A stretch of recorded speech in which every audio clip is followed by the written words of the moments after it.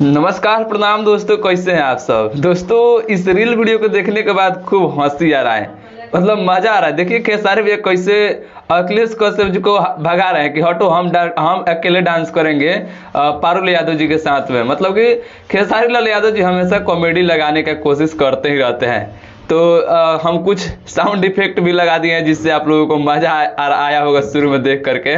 तो देखिए इसी ड्रेस और इसी लुक में और इसी जगह पर एक बार आप लोग इससे पहले देखे होंगे, मैं वीडियो बनाया था खेसारी लाल यादव जी और पारुल यादव जी थी, उसमें अखिलेश कश्यप जी नहीं थे। लेकिन देखिए अखिलेश कश्यप जी भी पहुंच चुके हैं खेसारी लाल यादव जी के शूटिंग सेट पर दिल्ली।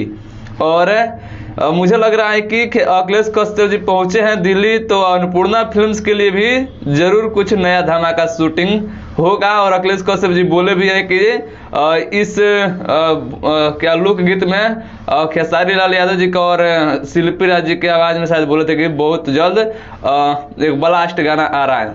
तो शायद उसी गाने का वीडियो शूटिंग कराने पहुंच गए होंगे। तो देखिए बहुत जल्द आप लोगों के बीच में आएगा।